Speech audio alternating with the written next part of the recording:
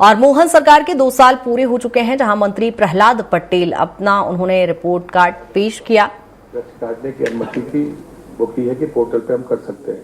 जो बात आप कह रहे हैं, मुझे लगता है कि संबंधित विभाग बोले तो ज्यादा अच्छा होगा कि अगर इंडस्ट्री को कोई जमीन दी और उसकी परमिशन होगी, अनाधिकृत है तो सरकार अगुवाई करेगी, लेकिन मुझे लगता है उसका बयान संबंधित विभाग देगा तो बेहतर होगा।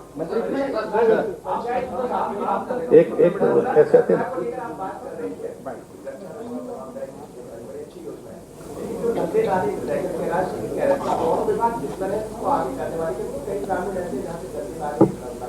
ग्रे वाटर मैनेजमेंट की बात मैंने आपसे की है।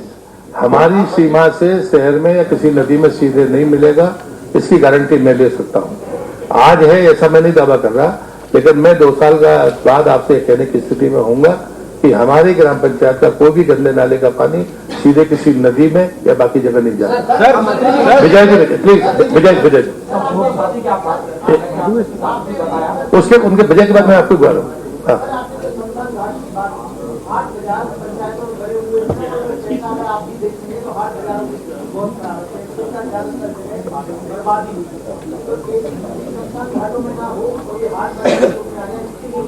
मुझे लगता है कि देखिए, मैंने आपसे पहले ही कहा कि मैं साइट सिलेक्शन के मामले में मतभेद रहे हैं। हम अपने खेल मैदानों के बारे में कह सकते हैं, गौशालाओं के बारे में कह सकते हैं, हाट बाजार के बारे में कह सकते हैं। जो इंफ्रास्ट्रक्चर बने वो कई बार जमीनी तौर पर व्यवहारिक नहीं है और उसका हम आलोचना का शिकार भी होते हैं। इसमें मुझे कोई स्वीकार करने में कोई दिक्कत नहीं है, लेकिन शमशान घाट की भूमि तय है। मैंने आपको ये भी कहा कि गांव में कोई 3 किलोमीटर लेकर नहीं जाएगा क्योंकि वहां बाहर नहीं रहता। ये हम तो जो वर्तमान में डेजिग्नेटेड उनके लिए लैंड है, हम उसको खाली कराकर फेंसिंग करना, नहीं है तो डेजिग्नेटेड कराना। साथ में कनेक्टिविटी में मैंने कभी सीसी की परमिशन नहीं दी है 2 साल में, उसके लिए सब जगह कहा कि आप सीसी से करिए, तो मुझे लगता है वो नौबत नहीं आएगी। एक मिनट भैया पटेल साहब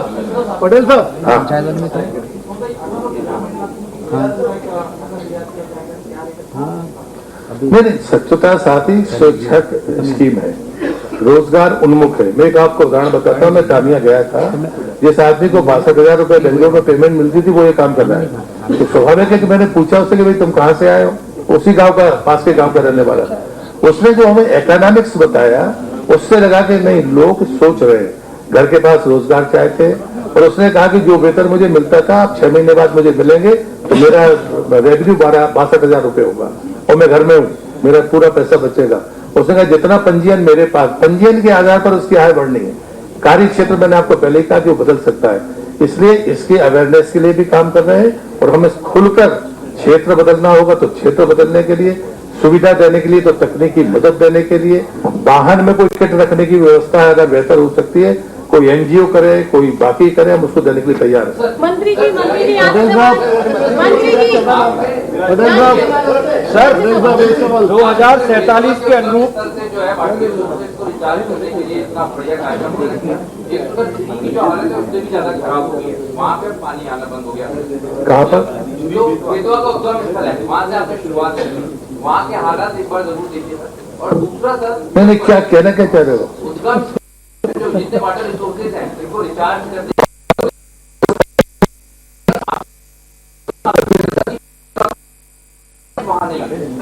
नहीं, मुझे लगता है कुछ भ्रम है। डेवलपमेंट का मतलब मेरा सब वृक्षारोपण है। डेवलपमेंट का मतलब कंक्रीट बनाना नहीं है। अगर वहां पर रिसोर्स को रिचार्ज करना है तो पौधे लगाने के अलावा, और वो भी वहां के पौधे, और कोई तीसरा रास्ता नहीं है, तो वो हम कर रहे हैं। पटेल साहब अब मुझे लगता है 1, 2, 3, 4, 5। हाँ, आप आपको खुद भी नर्मदा की 2 बार परिक्रमा कर चुके हैं। नर्मदा का परिक्रमा का जो पथ होना चाहिए, उस पर कुछ काम कर रहा है का विभाग। दूसरा ये जो योजना चेंज हुई है, मनरेगा से स्टेट पर वार्डन आएगा, 40% स्टेट को देना है, हर हफ्ते बेरोजगारी भत्ता देना है। सरकार ने तैयारी कर ली है, क्योंकि सरकार पर इसका स्टेट को। देखिए, मैं एक बात जानबूझकर एक सेकंड, नॉर्म्स तय करेगा सर केंद्र सरकार, और पंचायत का काम केंद्र सरकार कैसे बता पाएगा? मुझे लगता है कि पहली चीज है कि नर्मदा पर मैंने जानबूझकर नहीं कहला कि मैं 106 नदियों को उद्गम पर गया हूँ। हम हिमालय से ग्लेशियर से निकलने वाली नदी नर्मदा नहीं है, हमारी जीवनदायिनी है। छोटी नदियों को अगर हम 12 रखेंगे तो ही नर्मदा का अस्तित्व बचेगा। दूसरा प्रश्न आपने किया परिक्रमा पथ जिनको वाहन से करना है वो लगभग कमोबेश पूरे होने की स्थिति में है। जो कोस्ट से 5-7 किलोमीटर दूर हो, ऐसा मेरा मत है।